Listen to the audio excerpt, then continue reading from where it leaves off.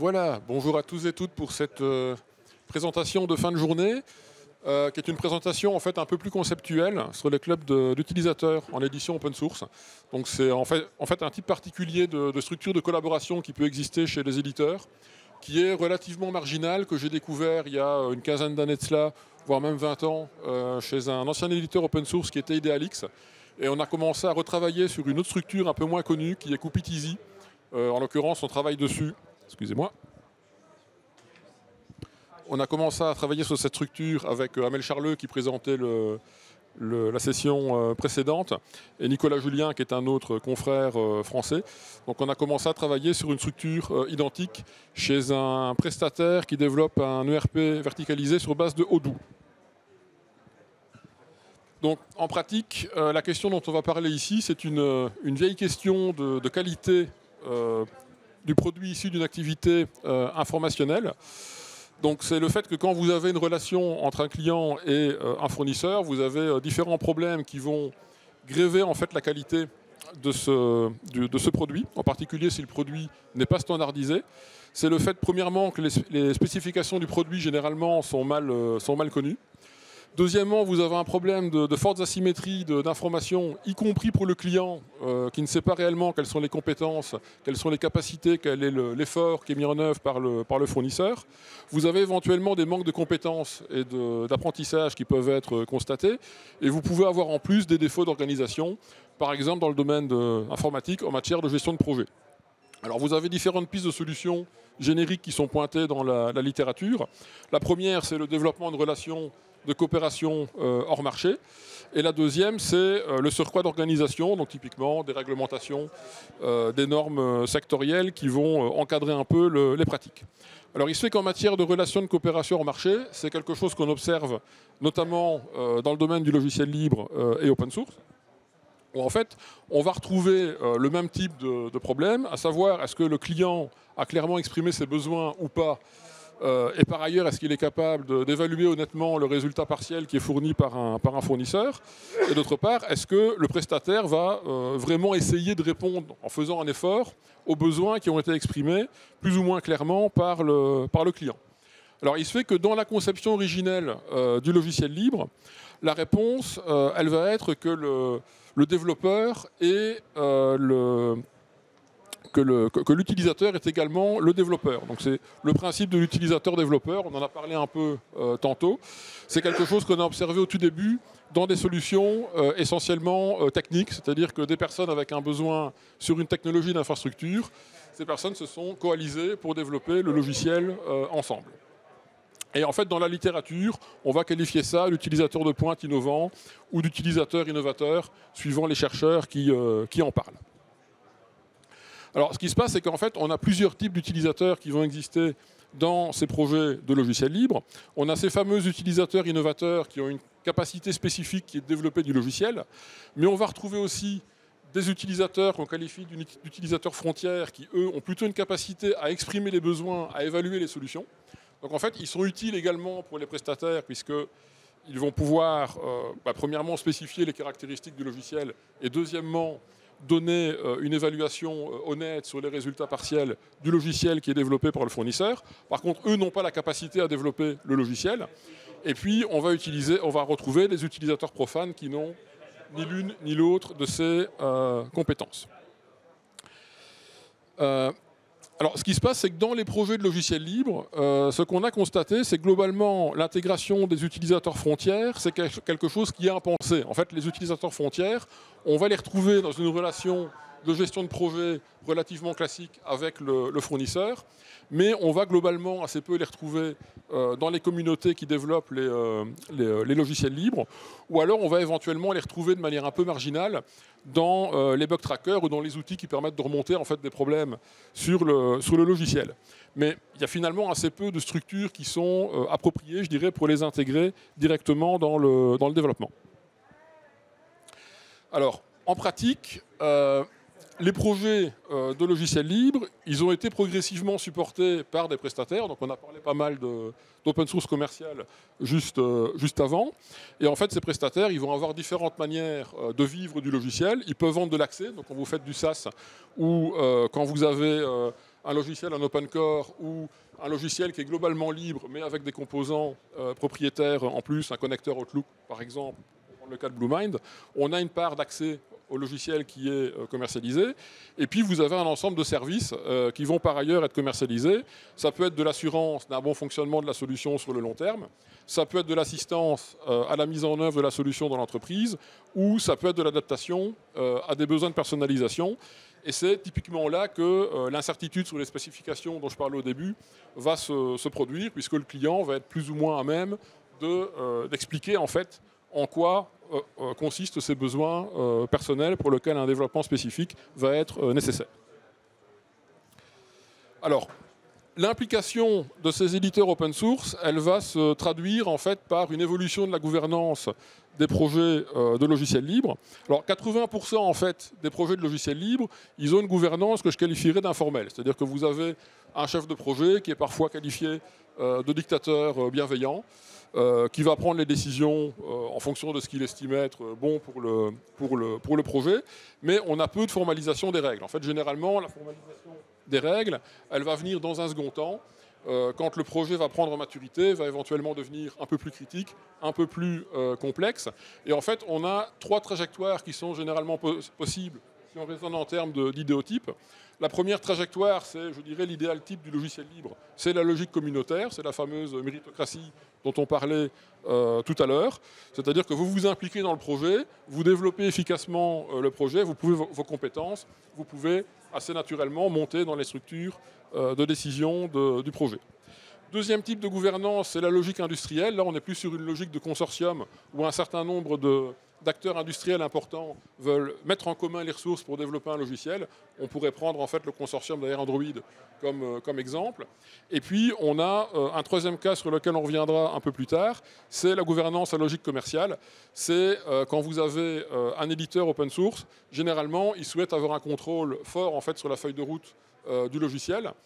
Et ce contrôle va d'ailleurs souvent se traduire par le fait qu'il a non seulement un contrôle fort des structures de décision, mais également un contrôle fort en matière de développement. Si vous regardez une entreprise comme Odoo aujourd'hui, l'essentiel du développement d'Odoo, même si Odoo est toujours publié sur un GitHub, l'essentiel du développement est assuré par Odoo en fait lui-même. Donc la dimension collaborative sur le code a progressivement disparu au fil du temps. Pourtant, en fait, les utilisateurs frontières dont je parlais, et qui sont un peu absents finalement de la gouvernance des projets libres, ces utilisateurs frontières qui ont la capacité à spécifier les besoins, ils sont nécessaires pour les éditeurs open source pour préciser en fait les besoins et donc les spécifications du projet qui est en cours de développement.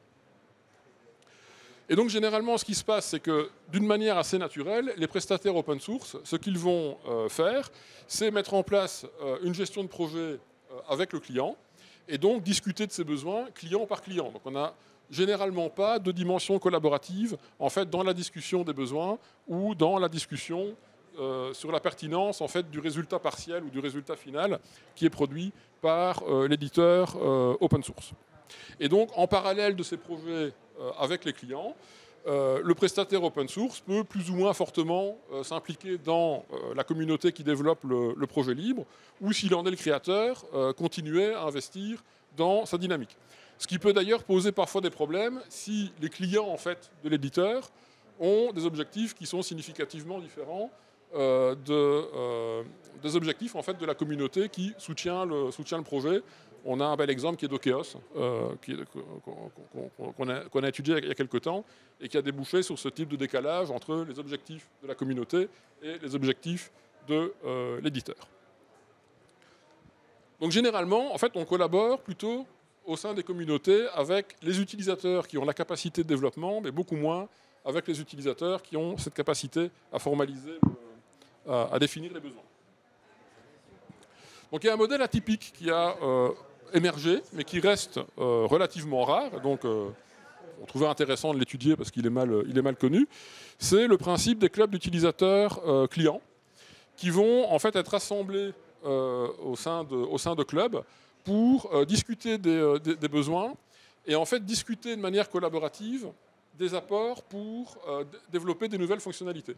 Donc ici, la particularité par rapport au modèle d'éditeur classique, c'est qu'on n'a plus une discussion en one-to-one, si vous voulez, entre l'éditeur et un client.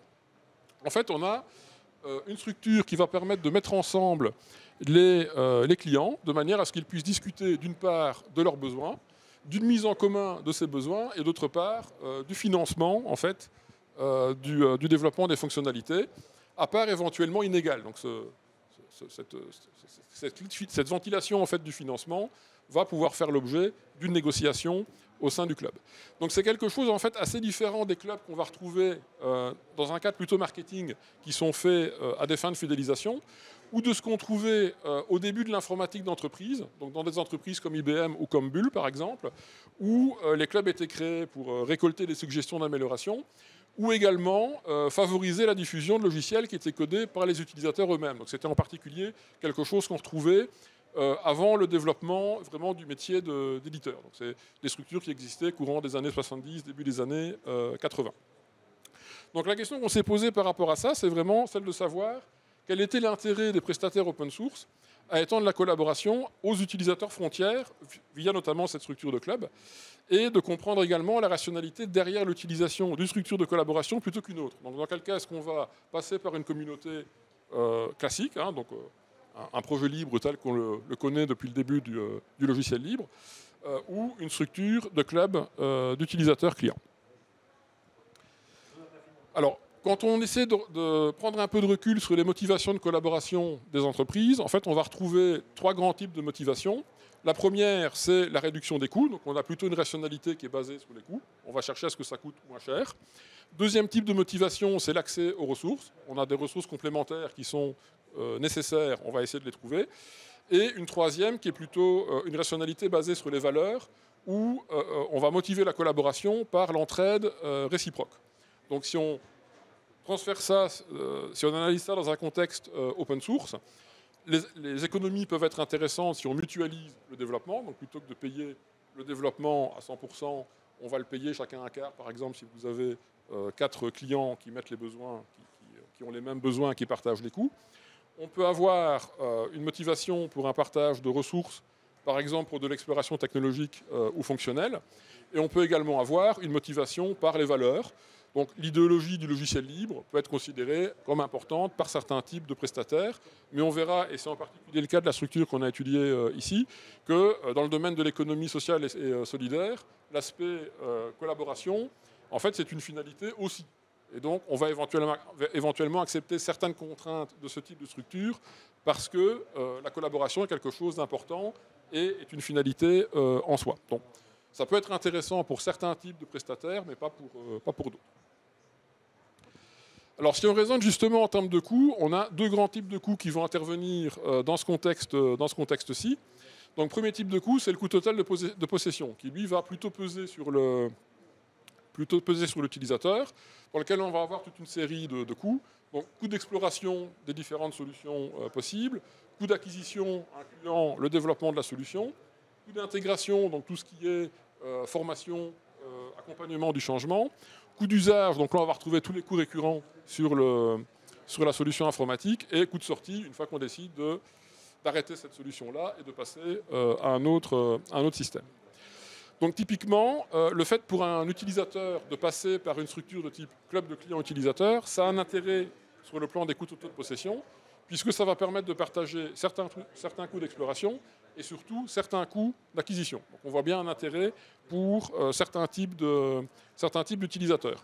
Ça peut également entraîner un intérêt pour le prestataire, puisque le coût d'acquisition étant baissé pour l'utilisateur, ça peut également augmenter la demande solvable. Donc plutôt que d'avoir 2 clients qui peuvent se payer les prestations, on peut peut-être en avoir 4 ou 5, puisque le ticket d'entrée en fait, pour des solutions personnalisées peut être abaissé par le biais de ces clubs d'utilisateurs clients.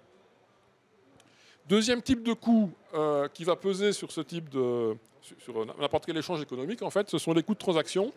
Et en fait, dans les coûts de transaction, on va principalement retrouver 2 types de coûts. Les coûts de contractualisation d'une part et les coûts de contrôle d'autre part. Et en fait, ces coûts de transaction, ils vont peser à la fois sur les utilisateurs et sur le prestataire. Et en fait, le prestataire, il va devoir les répercuter sur ses clients. Donc on comprend bien en particulier que si vous avez une structure de club d'utilisateurs clients où on négocie en fait des besoins, où on négocie des ventilations de coûts entre différents clients, on a probablement une négociation qui est un peu plus lourde et donc qui va coûter plus cher également au prestataire qui va devoir financer en fait ce surcoût. Donc, maintenant, regardons un peu la rationalité de ces structures collaboratives. Donc, sur le plan des ressources, tout d'abord. Alors, la communauté classique du logiciel libre, en fait, elle donne accès à des utilisateurs innovateurs, c'est-à-dire à des utilisateurs qui sont capables de coder. Et donc, c'est une ressource en fait complémentaire pour les entreprises, qui est en particulier intéressante en début de cycle de vie de l'entreprise. Quand vous avez des entreprises qui démarrent, très souvent, la communauté qui est associée au logiciel fournit un surplus de ressources qui est bien utile. Les clubs, eux, vont rassembler en fait des utilisateurs frontières qui sont capables de formuler des besoins et de tester du logiciel. Et typiquement, ces utilisateurs frontières, ils vont être intéressants non seulement pour des entreprises qui démarrent, que pour les entreprises qui sont plus matures, qui sont peut-être moins intéressées par le côté contribution sur le code, mais un peu plus sur de l'exploration fonctionnelle et technique, par exemple. Je reviens sur l'exemple de Odoo. Il y a assez peu d'activités collaboratives aujourd'hui sur le code d'Odoo sur un plan purement technique. Par contre, Odoo reste très attentif à ce qui se passe dans le code de l'OCA, qui est l'association qui va rassembler en fait des prestataires qui utilisent la version communautaire de Odoo. Et donc, quand ils voient que des choses bougent sur certains modules, ça va éventuellement entraîner une adaptation de la feuille de route de Odoo pour rester compétitif par rapport à ce que la communauté développe autour. Sur le plan des coûts, donc j'en ai parlé, le club va permettre d'abaisser le coût total de possession par le partage des coûts d'acquisition. En contrepartie, en fait, les coûts de transaction peuvent diminuer pour les utilisateurs, mais augmenter pour le prestataire. Donc, une chose intéressante pour l'utilisateur dans le cadre de ces clubs, c'est que finalement, le contrôle du prestataire va être partagé entre plusieurs entreprises. Et on sait qu'en fait, parmi les clients, la capacité à gérer un projet, la capacité à contrôler ce que fait le prestataire peut être inégale. On a des entreprises qui sont plus ou moins compétentes pour ce faire. Et donc l'intérêt du club, ça peut être aussi que des entreprises qui sont moins compétentes sur ce plan vont pouvoir s'appuyer sur des entreprises qui ont davantage de compétences. Sur le plan des valeurs, en fait, le prestataire peut accepter des coûts de transaction plus élevés. Et il nous semble qu'il y a trois conditions. Premièrement, ça s'accompagne d'un accès à une demande solvable plus importante. Donc le fait que vous avez un partage des coûts d'acquisition fait que finalement vous avez plus de clients qui peuvent accéder à des solutions personnalisées. Deuxième motivation, ça peut être de réduire l'incertitude sur les besoins. Donc, il faut que le secteur évidemment s'y prête. Ou ça peut éventuellement être motivé par les valeurs, donc entreprises qui adhèrent très fort à l'éthique du logiciel libre, ou finalité coopérative en économie sociale. Dans le cas qu'on a étudié donc, de Coopit Easy, c'était les deux aspects qui se retrouvaient, mais en particulier la finalité coopérative. Donc ça nous permet en fait de proposer 4 modalités de collaboration.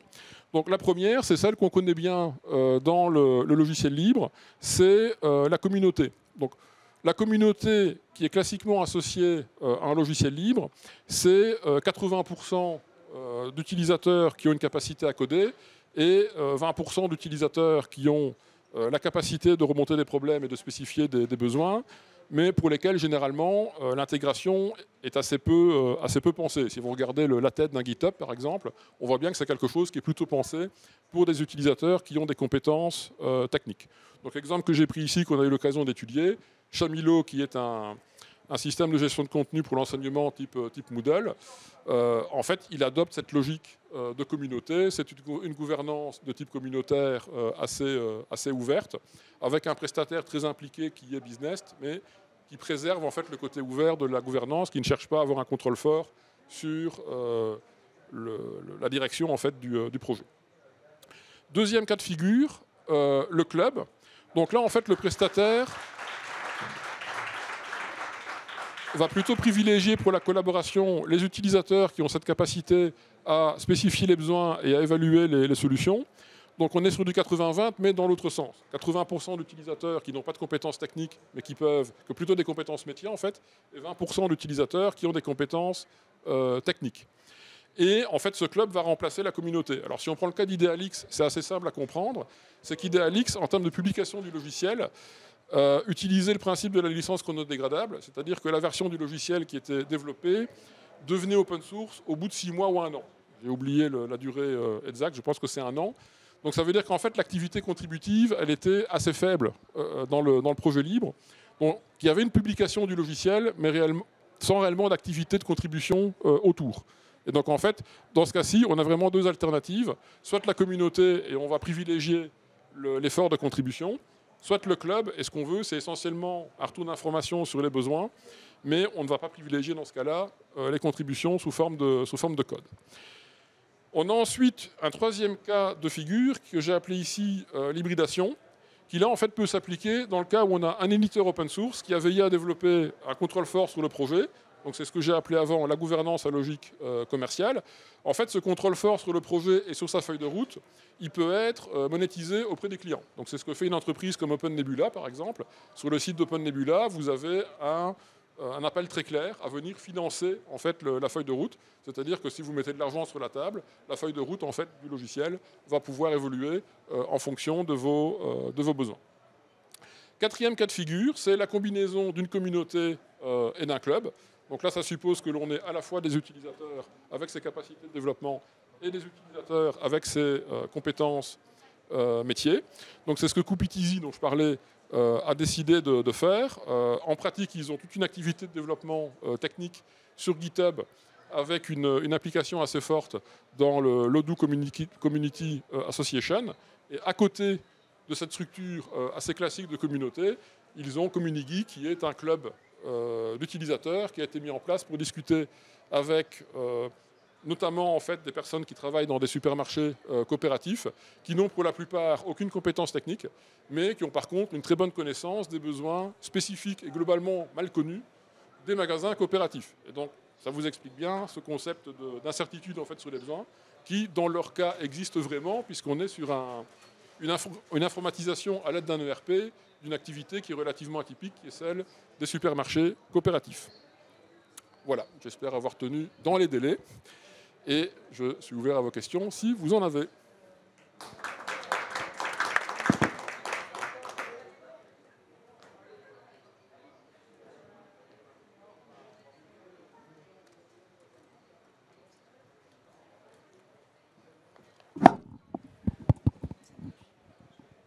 Bonjour.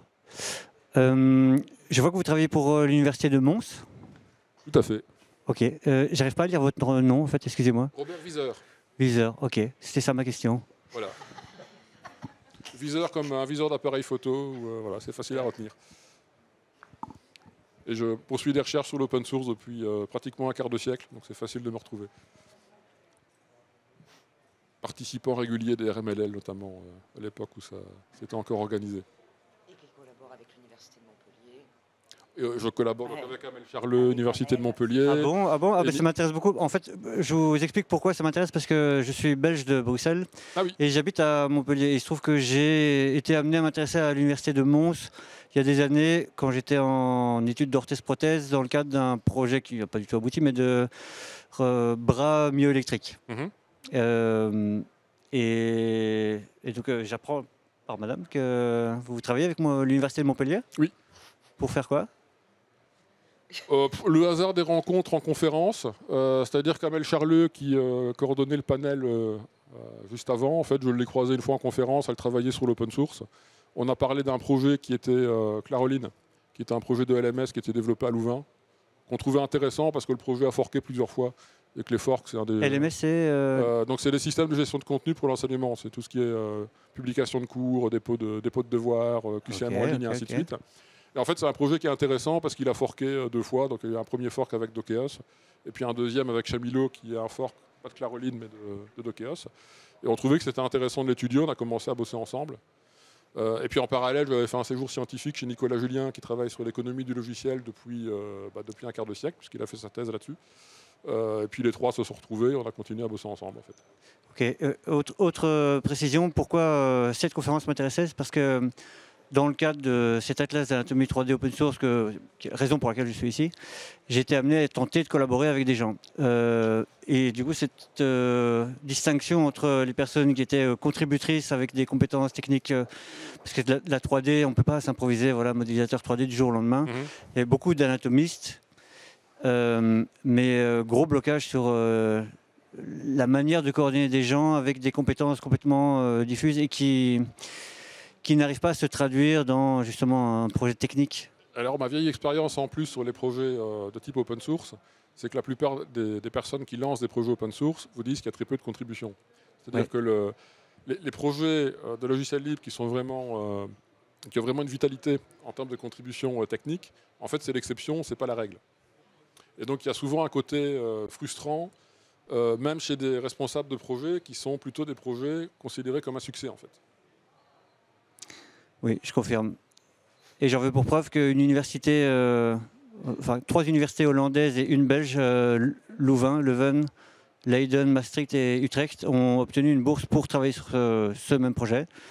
Et que je crois qu'ils sont complètement... en fait, ils n'ont pas les compétences en interne. Je pensais qu'ils allaient sous-traiter. Et je ne sais pas ce qu'ils ont fait, mais pour l'instant, il n'y a rien qui est sorti alors que le délai est terminé.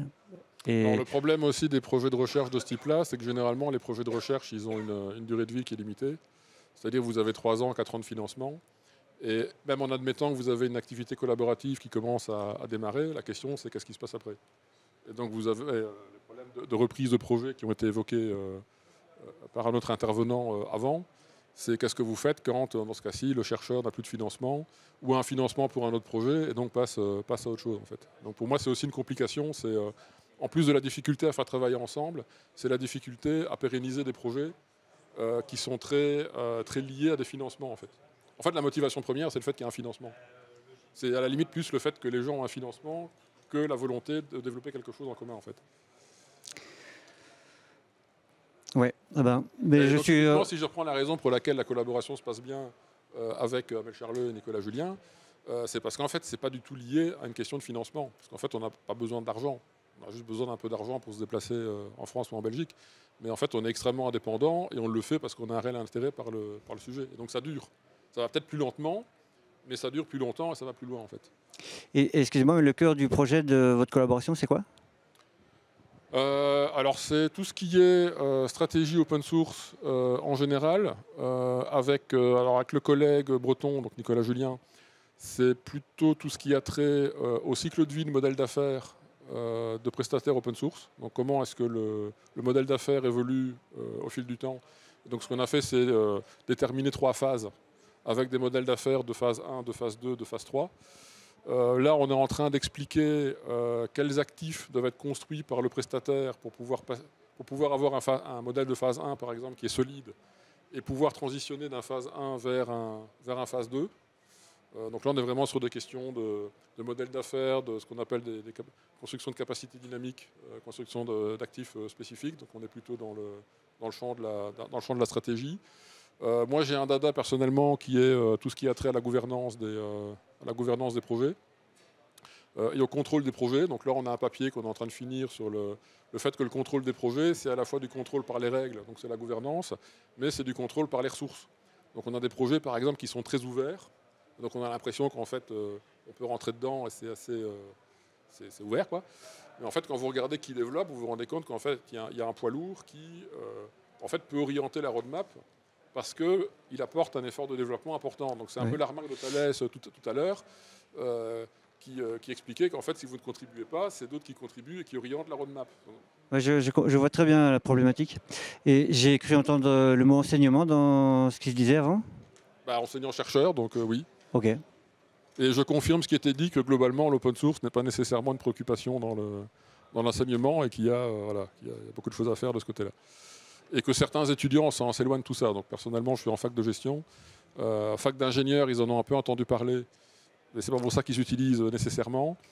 Faculté de gestion, c'est beaucoup plus loin de leurs préoccupations, par exemple. Et pourtant, ils participeront vraisemblablement à des comités de direction, ils vont prendre des décisions sur le logiciel. Mais ce n'est pas un type d'outil qui leur est familier, en fait, clairement. D'accord. Il y avait une question là-bas, je pense.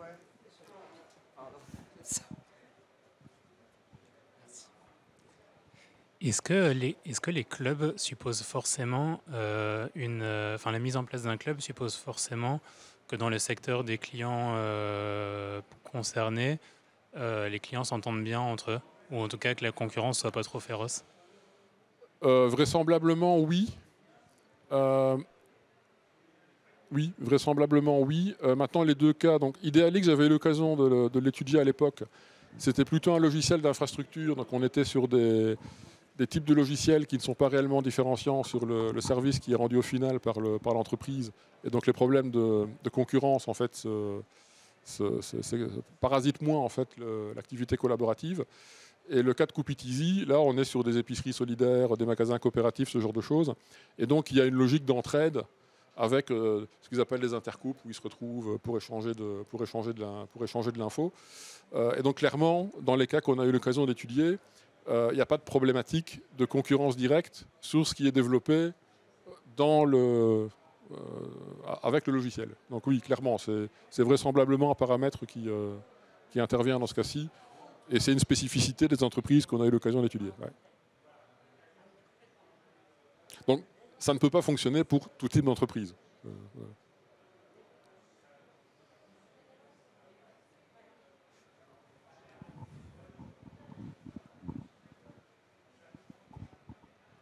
J'ai eu l'occasion d'entendre une conférence sur un projet de plateforme d'organisation de projets collaboratifs justement open source qui s'appelle toujours Place Libre mais qui n'a pas abouti. Mais j'ai trouvé leur concept très intéressant parce que c'était vraiment une manière d'organiser justement plusieurs personnes par exemple qui veulent postuler pour remplir une mission sur un besoin spécifique de sous-traitance, les financements, toute une nébuleuse qui s'organisait. Et puis je pense qu'ils se sont perdus dans la recherche de financement et n'ont du coup pas fait leur plateforme. Alors pour info, les places de marché pour faire financer des bounties en gros sur les projets, je crois que ça fait 25 ans, 30 ans qu'on essaie. Et je dois avoir un vieux papier quelque part que j'avais écrit vers 2003 où j'avais listé tous les projets qui avaient essayé qui étaient morts en fait. Et donc oui, c'est compliqué. Ouais, ok. Oui, pour ceux que ça intéresse, la présentation sera en ligne. Donc vous m'envoyez un petit mail et je peux l'envoyer. En plus, comme il y a beaucoup de texte dessus. Ça roule. Vous pouvez la lire chez vous. Et revenir vers moi si vous avez des questions, ce sera avec plaisir que j'en discuterai, parce que là je pense que l'heure tourne un peu trop. Bien, ben merci pour vos questions.